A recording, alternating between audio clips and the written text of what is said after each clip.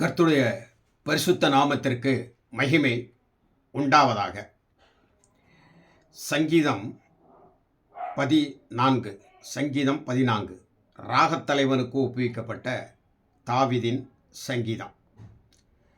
தாவீது தன் வாழ்க்கையில் அறிந்ததை, உணர்ந்ததை, புரிந்து கொண்டதை மற்றவர்களுக்கு தெரிந்து கொள்ளும்படியாக ராகத்தலைவனுக்கு இந்த சங்கீதத்தை பாடி ஒப்பு கொடுக்கிறார். அதை ராகத்தலைவர் என்று சொல்லுகிறவர்கள் பெயர்த்து இந்த சங்கீதத்தை அழகாக வர்ணித்திருக்கிறார்கள்.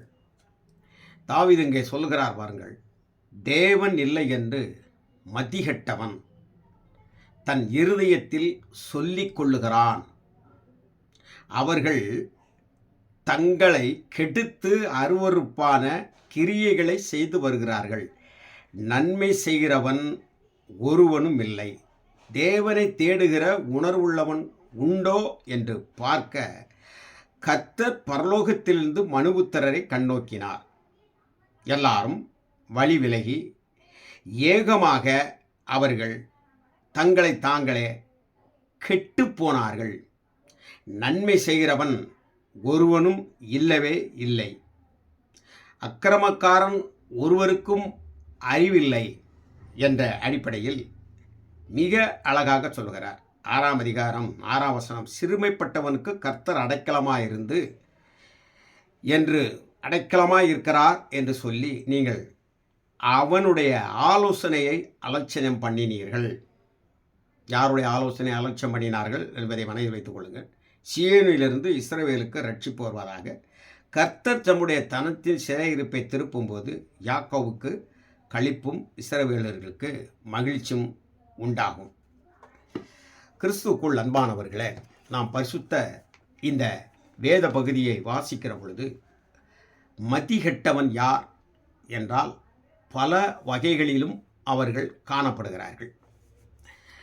அதிலே இந்த நாட்களில் விசேஷித்த விதமாக மதிகேடான தன்மை ஒரு மனிதனுக்குள் எப்பொழுது உருவாகிறது? பரிசுத்த வேதாகமத்தில் படிக்கிற பொழுது ஒரு மனிதன் ஞானமுள்ளவனாக அவன் மாற வேண்டும் என்று சொன்னால் அந்த ஞானமுள்ளவனாக மாறுவதற்கு கர்த்தருக்கு பயப்படுகிற பயம் அவனுக்கு வேண்டும். அந்த கர்த்தருக்கு பயப்படுகிற பயம் ஒரு மனிதனுக்குள் வந்துவிடுமானால் தேவன் இருக்கிறார் என்று அவன் நம்புகிறான். அந்த தேவன் இருக்கிறார் என்று நம்புகிற பொழுது, அவருக்கு பயப்படுகிற பொழுது அவன் பொல்லாத வழியிலிருந்து விட்டு தனக்கு இஷ்டமான பாதையில் செல்லாமல், தாறுமாறான வழிகளை கைக்கொள்ளாமல் அவன் நல்லவனாக வாழ முடியும். நல்லவன் எவனும் அவன் நன்மை செய்கிறவனாக இருப்பான் என்பதில் மாற்று கருத்து கிடையவே கிடையாது. அப்போ இந்த இடத்தில் இங்கு விசேஷித்த விதமாக நாம் சிந்திக்க வேண்டியது, தேவன் இல்லை என்று மதிகேடன் தன் இருதயத்தில் சொல்லிக் கொள்கிறான். பாருங்கள், பொதுவாக பிரச்சாரத்தில் இல்லை. பிரச்சாரத்தில் சொல்லுகிறவன், வாய்நாளே சொல்லுகிறவன், அவன் அறிவில்லாதவன், மூடன் என்று பலவிதமான கோணத்தில் அவனை பார்த்தாலும் மதியே கெட்டுப்போனவன் என்றால் அவன் கிட்டத்தட்ட தேவன் படைத்த மூளையை அவன் கெடுத்து விடுகிறான். அவனுடைய சிந்தனையினாலே கெடுத்து இந்த உலகத்தில் அவன் எல்லா வழிகளிலும் நிலைவற்றவனாக, தண்ணீரை கண்டால் தண்ணீரில் பாய்கிறான், அக்கினியை கண்டால் அக்கினியில் பாய்கிறான், பள்ளத்தை கண்டால் பள்ளத்தில் பாய்கிறான், மேடை கண்டால் மேடையில் ஏறுகிறான். எந்த இடத்தில் சரியாக வாசம் பண்ண வேண்டும் என்று அவனுக்கு தெரியாது.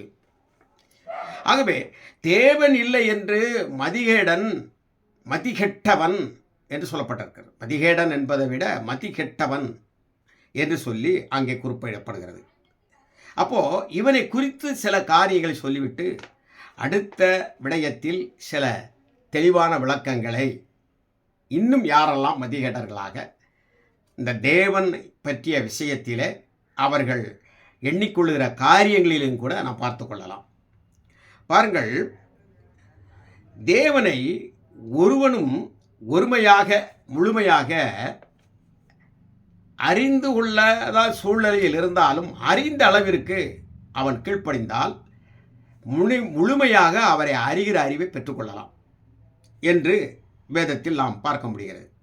அப்போ சங்கீதம் 14:1 அதுபோல 53ஆம் சங்கீதத்திலும் நாம் படித்தால் 1ஆம் வசனத்தை, தேவனோடு உள்ள உறவை ஒரு மனிதன் துண்டித்து கொள்ளுகிற பொழுது, தேவனோடு அவன் சஞ்சரிக்காமல் வாழுகிற பொழுது மதிகேடான வாழ்க்கை அவனுக்குள் வருகிறது. அவன் ஒரு மதிகெட்டவன். வேதத்திலே நாம் வாசிக்கிற பொழுது தேவன் அந்த நோவாவினுடைய காலத்தில் பூமியை கண்ணோக்கி பார்த்த பொழுது பூமி சீர்கேடாக இருந்தது. தேவனை தேடுகிற உணர்வு உள்ள இருதயம் ஒருவனிடத்தில் இல்லை. அவரவர்கள் தங்களுடைய வாழ்க்கையை கெடுத்து கொண்டு உண்டு புசித்து உறவாடி மகிழ்ந்து கொண்டு ஒருவருக்கு விரோதமாக ஒருவரும் தகாத விதமான காரியங்களும் செய்து ஒருவருக்கொருவர் சண்டை செய்து கொண்டு ஒருவனை ஒருவன் வீழ்த்தி இப்படிப்பட்ட கேடுகெட்ட வாழ்க்கை வாழ்ந்தார்கள். இவர்களெல்லாம் தேவன் இல்லை என்கிற தன்மையிலே வாழ்கிறார்கள். தேவன் இல்லை என்று தன்மையை எப்படி உணர்ந்து கொள்ளலாம் என்றால், தங்கள் இஷ்டம் போல் செய்வது. யாரை வேணாலும் எப்படி வேணாலும் ஏமாற்றலாம். குடியிருக்கிறவன் வாடகைக்கு ஒரு வீட்டை கொடுத்தால் அந்த வீட்டை முழுமையாக உள்வாங்கிக் கொள்வான். கேட்டால் உழுதவருக்கே நிலம் சொந்தம் என்று சொல்வான். இப்படி பல விதங்களிலும் தாங்கள் அதற்கு என்ன காரணம் என்றால், இதெல்லாம் தேவன் ஒருவர், மனிதனை உண்டாக்கியவர் ஒருவர் பார்த்து கொண்டிருக்கிறார். ஆகவே பிற்காலத்தில் நம்முடைய சந்ததியெல்லாம் அழிந்து வீணாக நாசமாக போய்விடுமே, நாமும் அந்த சந்ததி அழிகிறதை பார்த்து கொண்டு மனவேதனையில் நாம் கஷ்டப்பட வேண்டியது இருக்கும். ஏனென்றால் தேவன் அவர் யாரையும் சரியாக சரி கட்டுகிறவர், பட்சபாதம் இல்லாத தேவனாக இருக்கிறார். அந்த அடிப்படையில் பார்க்கிற பொழுது இந்த சங்கீத புஸ்தகத்திலே கர்த்தர் நீதிமானுடைய சந்ததியை காப்பாற்றுகிறார், ஆதரிக்கிறார் என்று சொல்லப்பட்டிருக்கிறார். ஏனென்றால் அவன் தேவனோடு சஞ்சரிக்கிறபடினால் அவன் நீதிமானாக மாறிவிடுகிறான். அவன் இயற்கையாகவே இந்த பூமியிலே அவன் சஞ்சரித்து கொண்டிருக்கிறான். அந்த கெட்ட மக்களுடைய இச்சைகளும் ஆசைகளும் அவனை சுற்றித்தான் வந்து கொண்டிருக்கிறது. ஒரு மனிதன் கார்பன் டை ஆக்சைடை விட்டுவிட்டால் சுற்றி இருக்கிறவர்களுக்கெல்லாம் அது ஒரு கெட்ட வாடை அடிக்கத்தான் செய்யும். ஒரு மனிதன் சவதியிலே ஒரு சாக்கை தோய்த்து அடித்தால் அந்த சுற்றி இருக்கிறவர்கள் மேலெல்லாம் அந்த சாக்கடையினுடைய அந்த துகள்கள் படத்தான் செய்யும்.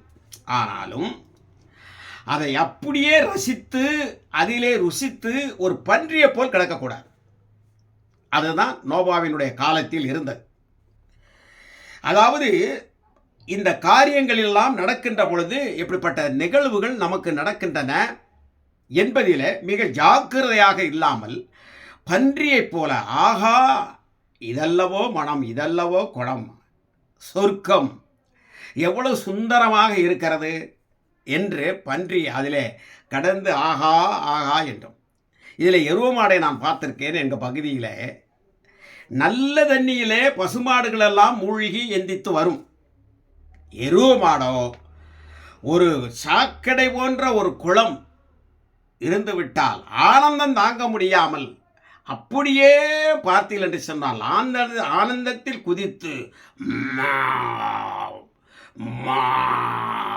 அப்படின்னு கத்திக்கொண்டு அவங்க அம்மாவை கூப்பிடுது, அவங்க அப்பாவை கூப்பிடுது. இன்னும் என் இனபந்து உறவுகளே வாருங்கள், சாக்கடை இந்த குளத்திற்குள், இந்த மண்டியான இந்த மணல் நிறைந்த இந்த சகதி நிறைந்த குளத்திற்குள் உருண்டு புரண்டு நாம் விளையாடுவோம் என்று அழைக்கும். பன்றியும் அப்படித்தான். ஆகவே பிரியமானவர்களே, ஒரு பறவை நம்முடைய தலைக்கு மேல் பறப்பதை நம்மளால் தடுக்க முடியாது. பிளேட்டு பறக்கிறது, அதை தடுக்க முடியாது. சில நேரங்களில் பறவைகளுடைய நிழல் கூட நம்ம மேலே பட்டுவிடும். சில நேரங்களில் பறவைகளுடைய எச்சம் நம்முடைய தலையில் விழுந்துவிடும். ஆஹா ஓஹோ, எச்சம் விழுந்து விட்டது, ரசனையான மனம் வருதுகிறது என்று அல்ல. மாறாக நாம் என்ன செய்ய வேண்டும்? உடனே குளித்து நம்முடைய தலையை சரி செய்து இருக்கிற சாம்பெல்லாம் போட்டு தலையை மொட்டையாவது ஆக்கிவிடுவோம். ஆகவே எப்படியாயிலும் அப்போ பறந்து போகக்கூடிய பறவை நம் தலைக்கு மேலே பறக்கலாம், அதை கூடு கட்ட விடக்கூடாது. எச்சம் போடும், எச்சத்தை ரசித்து கொண்டிருந்தால், அசையாமல் நின்று கொண்டிருந்தால் அதிலே சில குப்பைகளை போடும். அந்த குப்பைக்கும் அசையாமல் இருந்து கொண்டிருந்தால் அதிலே கூடு கட்டி முட்டை பொறுத்து குஞ்சு பொறிக்க ஆரம்பிக்கும். உன்னுடைய சந்ததி எல்லாம் பாவ சந்ததியாக மாறிக்கொண்டிருக்கும். நீ தேவனோடு சஞ்சரிக்க முடியாமல் கடைசியாக நீ சொல்வாய், என்னை பார்ப்பதற்கு யாரும் இல்லை என்று இந்த 4 சுவருக்குள் செய்கிற பாவத்தை போல் நினைத்து நீ பச்சை தண்ணியாக பாவத்தை குடித்து கொண்டிருப்பார். ஏனென்றால் உனக்குத்தான் தெரியுமல்லவா, மனிதனுடைய கண்ணுக்கு மறைத்து விட்டோம், இனி பார்க்க வேண்டுமென்றால் தேவன் ஒருவர் தான், அவர் இல்லை என்று நீ சொல்லுகிறபடினாலே நீ தைரியமாக இந்த உலகத்தில் பாவத்தையும் நீ பச்சை தண்ணியை போல குடித்து கொண்டு மதிகட்டமானாக மாறிவிடுவாய். இந்த காலத்தில் நோவாவுக்கு மேலே பறவைகள் பறந்தன, பன்றிகள் அவரை நெருக்கி சகதியை அடித்தன. எல்லா விதமான காரியங்கள் இருந்தால் கூட அவன் அதை துவைத்து தலையை சுத்தம் செய்து கூடு கட்ட விடாமல் அவன் தன்னை படைத்த தேவனோடு அவன் உறவாடிக்கொண்டே இருந்தான், சஞ்சரித்து கொண்டே இருந்தான். ஆகவே அவன் நீதிமானாக இருந்தபடினால் அவனுடைய சந்ததியை கர்த்தர் காப்பாற்றினார். ஆகவே நீங்கள் செய்கின்ற தவறெல்லாம் கர்த்தர் பார்க்கவில்லை என்று உங்களுடைய மனச்சாட்சியை நீங்கள் இறுக்கிக் கொள்ளலாம், அல்லது பரவாயில்லை என்று நினைத்து கொள்ளலாம். எதுவாக இருந்தாலும் உங்களுடைய சந்ததி பாழாயிடும், நீங்களும் அதை பார்த்து பரதாபப்படுவீர்கள். ஆனால் நோவாவினுடைய சந்ததி பாதுகாக்கப்பட்டதற்கு அவன் தலையிலே எச்சமும் போட்டாலும் கழுவி விட்டான். கூடு கட்டுவதற்கு அவன் அனுமதிக்கவில்லை. பறந்தது தான். ஆனால் ஒரு நாள் பறந்ததெல்லாம் பூமியிலே மடிந்தது, நோவாவோ பறந்தார். ஆகவே அப்படிப்பட்ட உன்னதமான வாழ்க்கையை உயர்தரமாக வாழ்ந்திட தேவன் உண்டென்று உங்கள் மனதிலே நினைத்துக் கொள்ளுங்கள். மதிகேடனாக இருக்காதீர்கள். கர்த்தர் நம்மளை ஆசீர்வதிப்பாராக. ஆமென், ஆமென்.